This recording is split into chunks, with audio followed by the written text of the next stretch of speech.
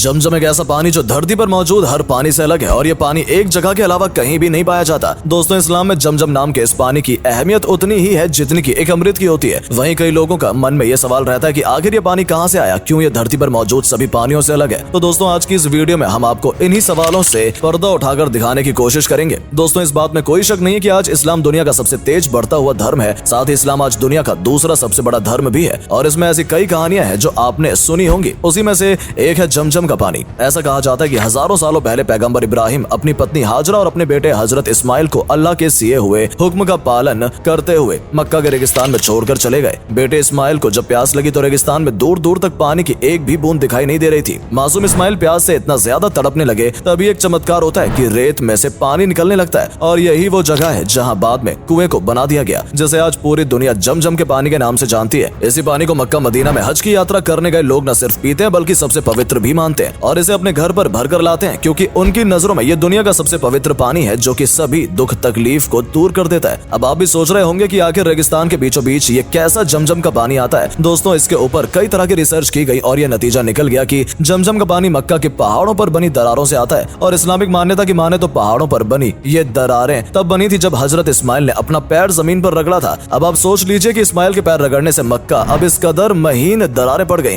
कि आज के समय में वैज्ञानिक भी इन दरारों को देख काफी हैरान हो चुके हैं। अब यहाँ सवाल यह है कि आखिर क्यों मुसलमान इस पानी को दुनिया का सबसे पवित्र पानी मानते हैं। इस बात की खोज करने के लिए कई सारे वैज्ञानिकों ने जमजम के पानी पर अपनी रिसर्च की, लेकिन जापान के एक वैज्ञानिक मासारू इमोटो ने एक ऐसी खोज निकाली जिसने हर किसी को हैरत में डाल दिया। मासारू इमोटो एक ऐसे वैज्ञानिक है जो दुनिया भर में अलग अलग जगह पर पानी पर रिसर्च करते हैं और ऐसे में जमजम के पानी के ऊपर रिसर्च करने के लिए इनसे बेहतर इंसान कोई और नहीं हो सकता था। जब इन्होंने जमजम के पानी को लिया तो उस पर काफी लंबे समय तक उन्होंने अपनी रिसर्च की और ये रिसर्च इसलिए लंबे समय तक चली क्योंकि मासारू इमोटो ये समझ नहीं पा रहे थे कि आखिर ये पानी है कैसा। इस तरह का पानी उन्होंने आज से पहले कभी नहीं देखा था। इनका कहना है कि जमजम के पानी के पार्टिकल माइक्रोस्कोप से ही नहीं देखे जा सकते। जमजम का पानी इतना ज्यादा ताकतवर है कि इसके पार्टिकल्स को देखने के लिए और उसके क्रिस्टल्स बनाने के लिए जमजम पानी की एक बूंद को नॉर्मल पानी की 1000 बूंदों के साथ मिलाना होगा, तब जाकर इसके पार्टिकल्स माइक्रोस्कोप से देखे जा सकते हैं और इसके क्रिस्टल बनाए जा सकते हैं। मासारू इमोटो एक और हैरान कर देने वाला खुलासा करते हैं। इनका कहना है कि जब जमजम के पानी की मात्र एक बूंद को नॉर्मल पानी के हजारों बूंद से मिलाया जाता है तो हजारों बूंदों में भी वो गुण आ जाते हैं जो जमजम के पानी की एक बूंद में होते हैं। अगर हम इस जापानी वैज्ञानिक की माने तो इनके हिसाब से जमजम का पानी किसी चमत्कार से कम नहीं है। अब अगर हम किसी नॉर्मल पानी के क्रिस्टल बनाए तो उसकी बनावट अलग ही होगी, लेकिन जब मासारू इमोटो ने जब जमजम के पानी से क्रिस्टल बनाए तो वो पूरी तरह से दंग रह गए, क्योंकि इस पानी से बनने वाला हर एक क्रिस्टल एक ही तरह का था। इतना ही नहीं, जमजम के पानी से बनने वाला क्रिस्टल नॉर्मल पानी से बनने वाले क्रिस्टल के मुकाबले बहुत ही ज्यादा खूबसूरत भी बनता है। दोस्तों, जमजम का पानी इस दुनिया का एकमात्र ऐसा पानी है जो कभी खराब नहीं होता है और ना ही इसमें किसी प्रकार के बीमार करने वाले कीड़े मकोड़े पनपते हैं। आमतौर पर दुनिया भर में जितने भी कुएं उनमें काई जमने लगती है, लेकिन जमजम का कुआं एकमात्र ऐसा कुआं है जिसमें आज तक कोई काई नहीं जमी है। यहाँ तक कि ऐसा भी कहा जाता है कि जमजम का पानी भूखों के लिए खाना है और बीमारों के लिए दवा है।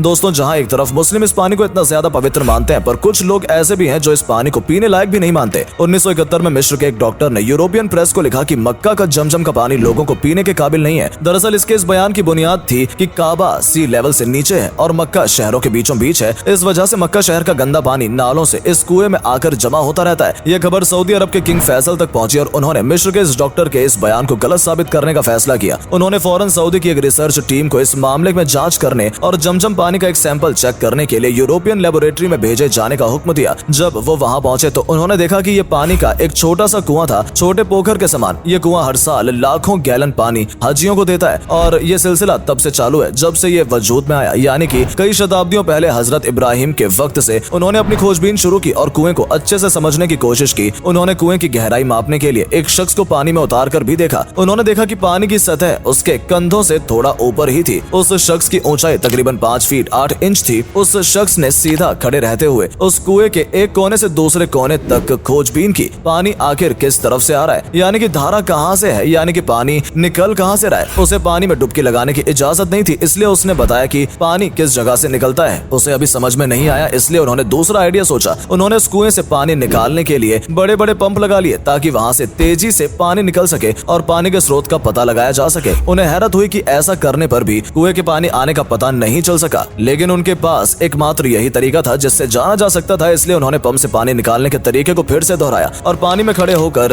गौर से उस जगह को पहचानने की कोशिश करने लगे। इसके बाद कुछ वक्त बाद ही उसने हाथ उठाया और खुशी से झूम उठा और बोल पड़ा, मुझे कुएं में पानी आने की जगह का पता चल गया है। उनके पैरों के नीचे की ये जगह जहाँ से पानी आ रहा है, पंप से पानी निकलने के दौरान ही उसके कुएं के चारों तरफ चक्कर लगाने लगे और उसने देखा कि ऐसा ही कुएं के दूसरी तरफ जगह भी हो रहा है, यानी कुएं के हर हिस्से में पानी आ रहा है और इसी वजह से जमजम के कुएं के पानी की सतह लगातार एक सी रहती है। इस तरह उसने अपना काम पूरा किया और यूरोपियन लेबोरेटरी में जांच के लिए भेजने के लिए सैंपल भी ले आया। अब इसका रिजल्ट भी देख लीजिए। जमजम के पानी मक्का और मक्का शहर के सारे पानी में कैल्शियम और मैग्नीशियम सॉल्ट की मात्रा का फर्क था। जमजम में दोनों तथ्य ज्यादा थे। शायद यही वजह थी कि जमजम का पानी यहाँ आने वाले कमजोर हाजी को भी ताकत और तरोताजा बनाए रखता है। अहम बात यह थी कि जमजम के पानी में पाया जाने वाला फ्लोराइड अपने अहम असर रखता है। ये फ्लोराइड कीटाणुनाशक होता है और इस तरह मिस्र के डॉक्टर का जमजम के बारे में फैलाया गया प्रोपेगेंडा गलत साबित हुआ। दोस्तों, एक और हैरत कर देने वाली बात आपको बता दें कि जमजम का ये कुआं भी कभी नहीं सूखा। जब जब जितने भी पानी की जरूरत हुई है तब तब यहाँ पानी मौजूद रहता है। ये तो आपको भी पता होगा कि अलग अलग जगहों के पानी का स्वाद अलग अलग होता है, लेकिन जमजम पानी का स्वाद यूनिवर्सल है। हर पीने वाले को इस पानी का स्वाद अलग सा महसूस नहीं होता है।